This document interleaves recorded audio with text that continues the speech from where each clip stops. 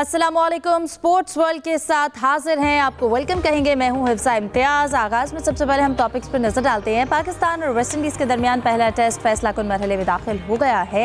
126 run West Indies के 7 खिलाड़ी out. Pakistani batting की अगर बात करें तो वो फिर से फेल हो गई, लेकिन बॉलर्स एक बार फिर अपनी टीम को मुकाबले में ले आए हैं। वेस्ट इंडियन टीम की 3 विकेट्स बाकी हैं और 155 रन की मजमूई बरतरी उन्हें हासिल है। आज ब्रायन लारा एकेडमी में चौथे दिन का खेल होगा। इसके साथ साथ कोरिया की कौमी हॉकी टीम पाकिस्तान पहुंच गई है और पाकिस्तान के खिलाफ 4 मैचेस की सीरीज़ जो है वो इस्लामाबाद में खेलेगी।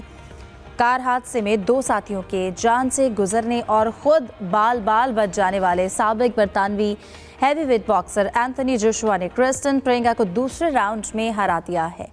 पीसीबी ने डोमेस्टिक क्रिकेट सीजन के लिए नई फिटनेस पॉलिसी भी जारी कर दी है। सो टॉपिक्स आपके सामने, इन पर डिस्कशन के लिए मेरे साथ मौजूद हैं जाहिद मकसूद साहब, मोहम्मद असगर सलीमी और सलीम खालिक साहब। आप तीनों को वेलकम करती हूँ और उम्मीद करती हूँ आप खैरियत से होंगे। असगर सलीमी साहब, आपसे आगाज़ करती हूँ। कहिएगा सबसे पहले 242 से 282 ऑल आउट, मतलब कि अगर हम ग्रीव्स की बात करें तो 5 विकेट्स उन्होंने ली और फिर अगर हम देखें सिर्फ 40 रन्स में हमारी जो 7 विकेट्स हैं, ये कोलैप्स कैसे हो गया? हम ये पैटर्न कब छोड़ेंगे?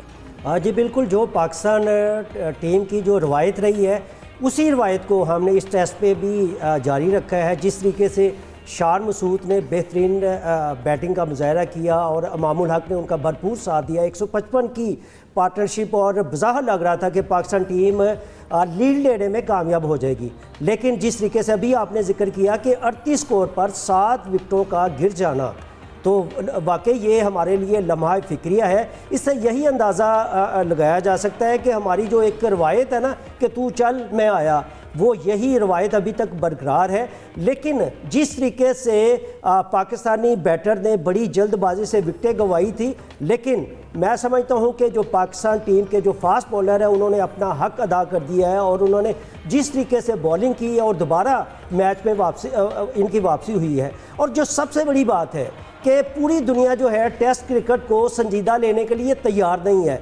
हिफ्जा, आप याद रखें कि जब इस तरह के मैचेस होते हैं ना कि जिसमें एक टीम का पलड़ा भारी हो जाता है, दूसरे लम्हे में दूसरी टीम का हो जाता है, तो इस तरीके से जब सनसनीखेज दिलचस्प मैच होंगे तो जो टेस्ट क्रिकेट है उसकी जो अफादियत है उसमें उसी तरह इजाफा होगा। तो मैं समझता हूं कि ये जो टेस्ट मैच है इसमें दोनों टीमें 50-50 हैं। पाकिस्तान भी जीत सकता है और वेस्ट इंडीज़ भी जीत सकती है। यही क्रिकेट का असल हुसन यही है कि मैच की, लेकिन आपको पता है हम लोग मैच फंसा के हार जाते हैं।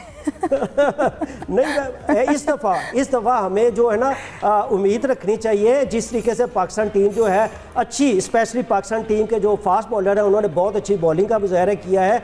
अगर पाकिस्तान कल 15-20 के दरमियान अपना वेस्ट इंडीज़ को आउट करने में कामयाब हो जाता है तो मेरा ख्याल है कि पाकिस्तान टीम में इतना पोटेंशियल है कि वो ये मैच जीत सकती है और पाकिस्तान को ये मैच जीतना भी चाहिए। वरना तो शान मसूद की जो, अगर हम सेंचुरी की बात करें, वो फिर वेस्ट हो जाएगी। जाहिद साहब, शान मसूद ने सेंचुरी की है, लेकिन अगर हम, जैसे मैंने अभी पहले भी कहा, जस्टिन ग्रीव्स की बात करें, लास्ट 5 विकेट 16 रन के मार्जिन से गिर गए। आपको नहीं लगता कि, या आप क्या समझते हैं कहाँ पर ऐसी गलती हुई? क्यों हम लोग एक अच्छी जब टीम बन जाती है बेस, उसके बावजूद भी उस रिदम को आगे कंटिन्यू नहीं कर सकी है? जिस तरह से परफॉर्मेंस, क्या उनकी कोई टेक्निक बहुत ज़बरदस्त थी, हम उससे आशना नहीं थे? हिफ्जा, क्योंकि 3 दिन मुकम्मल हो चुके हैं और आज चौथे दिन का खेल है, और थोड़ा सा खुलासा अगर पहली इनिंग्स का करें तो एक मौके पे तो ऐसा लगता था कि वेस्ट इंडीज़ पहली इनिंग्स में एक बड़ा स्कोर करने में कामयाब हो जाएगा, लेकिन दूसरे दिन जब खेल शुरू हुआ तो बॉलर्स ने बहुत ही नपी तुली बॉलिंग की और ख़ास तौर पर जब शाही होप को उन्होंने आउट किया और उनको कम स्कोर पर 311 पर आउट कर लिया था। इसके बाद जब पाकिस्तान की बैटिंग आई है तो हमारे इब्तदाई बैट्समैन अज़ान अवैस तो खैर जल्दी आउट हो गए 0 पे। उसके बाद इमामुल हक बहुत अच्छा खेले, 63 रन इन्होंने बनाए। शान मसूद ने अपनी 7वीं सेंचुरी मुकम्मल की और यही दोनों मेन बैट्समैन रहे। तवक्को की जा रही थी कि अगले दिन आएंगे और एक खासी लीड लेने में पाकिस्तान कामयाब हो जाएगा, लेकिन एक ऐसी लाइन लगी।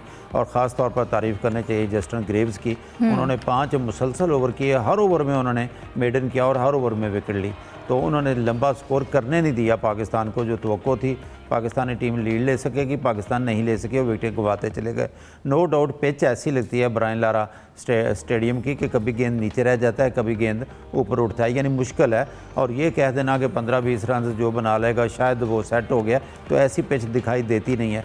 और ख़ुसूसन ख़ास तौर पर चौथी इनिंग्स काफ़ी पाकिस्तान मुश्किल दिखाई देती है। लेकिन फिर तारीफ़ करना चाहिए कि जब उन्होंने बड़ा स्कोर किया तो कल पाकिस्तानी बॉलिंग एक दफ़ा फिर बहुत अच्छी बॉलिंग की है। मोहम्मद अब्बास ख़ास तौर पर रिदम दिखाई थी, खुरम शहजाद ने अच्छी बॉलिंग की। इस मैच में ओवरऑल आमर जमाल ज़रा महंगे साबित हो गए हैं, लेकिन चल रहे हैं। और साथ मोहम्मद अली अच्छी बॉलिंग कर रहे हैं। कल एक मौके पे ऐसा दिखाई देता था कि मोहम्मद अली को अगर गेंद दे देते तो शायद वो ज़्यादा कामयाब हो जाते। वहाँ बाबर ने ज़्यादा इन्हिसार किया आमर जमाल पर। तो पाकिस्तान का एक जो मसला नज़र आता है वो ख़ास तौर पे मोहम्मद रिजवान, सलमान आगा और आपकी टेल्स हैं जब पाकिस्तान की बैटिंग होती है। वेस्ट इंडीज़ से कंपैरिजन करें, शमार जोसफ पहली इनिंग्स में कीमती 23 रन बनाए, और अब भी आपको याद होगा कल उन्होंने आखिरी लम्हात में 3 छक्के लगाकर थोड़ा सा प्रेशर अपनी टीम से कम करने की कोशिश की, और अभी तक वो पिच पर मौजूद हैं। और अगर वो बड़ा स्कोर करने में कामयाब हो गए, बड़े से मुराद है कोई 200 की लीड ले गए, तो फिर मुश्किल हो जाएगा लगता है पाकिस्तान के लिए। लेकिन कोशिश होनी चाहिए, ज़ाहिरा बॉलर्स की होगी भी और अच्छी गेंद भी कर रहे हैं कि जितनी जल्दी उनको आउट कर सकें। और इस वक्त जैसे मियां असगर सलीमी साहब भी कह रहे हैं तो इवन मैच दिखाई देता है, और कल जो लंच से पहले का खेल है उसमें अंदाज़ा हो जाएगा मैच जो है किस करवट बैठ रहा है या किसके हक में ज़्यादा पांसा पलट रहा है। सही। सलीम खालिक साहब, आप क्या समझते हैं, अगर हम पिछले 10 महीने की बात करें, साउथ अफ्रीका में भी हमारी टीम जो है, साउथ अफ्रीका के साथ जब सीरीज़ हुई उसमें भी हम इसी तरह से कोलैप्स कर गए। बेशक हम अपना पहला टेस्ट जो है वो जीत गए थे, लेकिन उसके बावजूद भी हमारी जो एक रिदम है वो इसी तरह से चलता आ रहा है। फिर बॉलर्स ने यहाँ पर हमारा साथ देके थोड़ा सा हमारे लिए जो प्रेशर है उसे कम किया है, लेकिन मोहम्मद अब्बास ने 4 विकेट्स ली हैं। खुरम शहजाद को भी कितना क्रेडिट देना चाहिए? बॉलिंग तो हमारी अच्छी रही है, लेकिन लेट डाउन अब फील्डिंग कर रही है। जैसे रिजवान ने कैच छोड़ा जोसेफ का, और 155 रन की वेस्ट इंडीज की हो चुकी है सबकत।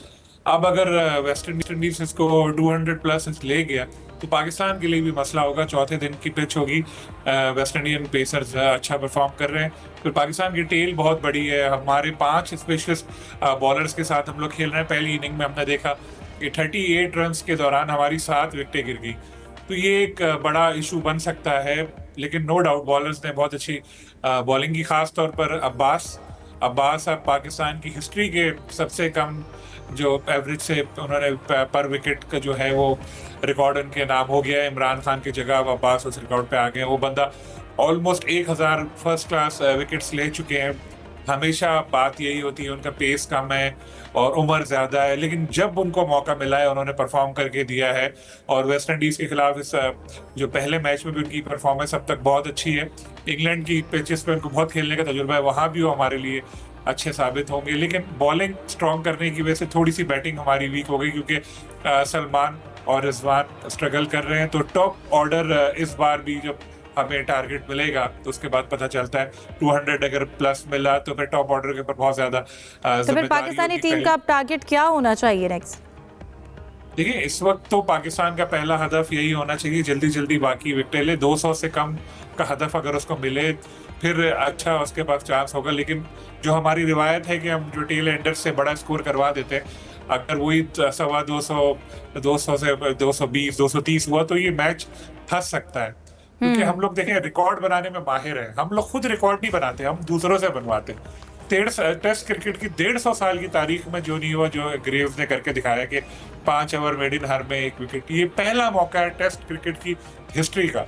तो ये एहसास पाकिस्तान टीम को जाता है कि उसने मुखालिफ टीम को मौका दिया कि भाई तुम ये करो। पहले हम खुद रिकॉर्ड बनाते थे, दूसरों से भी करो। फिर 5वीं नंबर पे इन्होंने बॉलिंग संभाली थी, टॉप जो बॉलर्स थे उनको खेल लिया, इनको सारी विकेटें दी थी। तो ये सारी खामियां जो नजर आ रही थी वो थी। लेकिन एक चीज अच्छी जो और थी कि स्लिप फील्डिंग बेहतर रही, क्योंकि एक आध कैच ड्रॉप हुआ। लेकिन सलमान अली आगा ने 4 कैचेस लिए थे पहले, उन्होंने अच्छी, एक बाबर ने बहुत जबरदस्त एक कैच लिया। तो ओवरऑल अगर हम देखें तो बैटिंग हमारी हमेशा की तरह मायूस कर रही है, लेकिन बॉलिंग हमारी अब तक बेहतर रही है। एग्जैक्टली। लेकिन अभी जैसे 155 की उनको बर्तरी है, वेस्ट इंडीज़ को उनको जितना जल्दी हो सकता है रिस्ट्रिक्ट करना को एक कम टारगेट पे, ताकि पाकिस्तान के लिए ये मैच जीतना आसान हो सके। डिस्कशन को जारी रखते हैं एक ब्रेक के बाद। Stay with us. Welcome back. Discussion को कंटिन्यू करते हैं, दीगर खेलों का जिक्र करते हैं और ऐसे में हमारे साथ जुल्फ़िकार बेग मौजूद हैं इस्लामाबाद से। उनसे बात करते हैं। जनूबी कोरिया की हॉकी टीम जो है वो पाकिस्तान पहुंच गई है और पाकिस्तान के खिलाफ 4 मैचेस की जो सीरीज़ है वो इस्लामाबाद में खेलेगी। जुल्फ़िकार बताइएगा, जो कोरिया के खिलाफ अब ये सीरीज़ होने जा रही है, पाकिस्तान हॉकी के लिए भी कितनी इम्पॉर्टेंट है?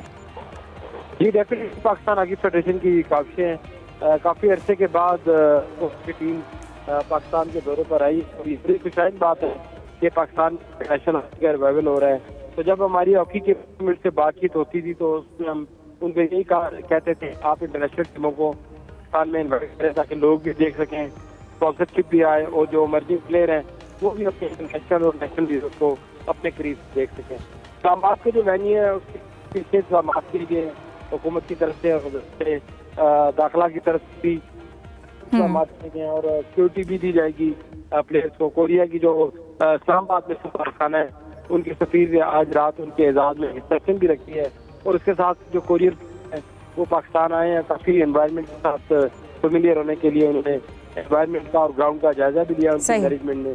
तो एक बड़ी अच्छी सीरीज होगी और इस सीरीज से न सिर्फ हॉकी का रिवाइवल होगा बल्कि जो हमारे इमर्जिंग प्लेयर हैं उनको भी इंटरनेशनल हॉकी के प्लेयर्स को देखने के मौके मिलेंगे। जी बिल्कुल। और इसके साथ साथ आप क्या कहेंगे, इस वक्त राइवलरी अगर हम देखे जाएं तो एशियन हॉकी में काफ़ी देखी जा रही है, तो कैसे मैचेस एक्सपेक्ट कर रहे हैं तैयारियों के हवाले से? पाकिस्तान का स्टैंडर्ड है वो डे बाय डे कुछ इतना अच्छा जा रहा है। 35 से 40 प्लेयर्स का जो हॉकी का पूल वही रोटेट करता रहता है। कुछ सियासत के शिकार हो जाते हैं, कुछ डिपार्टमेंटल पोजीशन की सही उनको सियासत का सामना करना पड़ता है। तो जब पाकिस्तान हॉकी फेडरेशन बिल्कुल ठीक है, हुकूमत को जरूरत पड़ती है प्लेयर की। बिल्कुल। और यकीनन ये जो मैचेस है पाकिस्तान के लिए वो बहुत ज़्यादा इंपॉर्टेंट है। बहुत शुक्रिया, जुल्फ़िकार बेग हमारे साथ मौजूद थे। इसी के साथ ही प्रोग्राम को यहाँ पर क्लोज करते हैं। आप तीनों को बहुत शुक्रिया, हमें दीजिए इजाज़त। अल्लाह हाफ़िज़।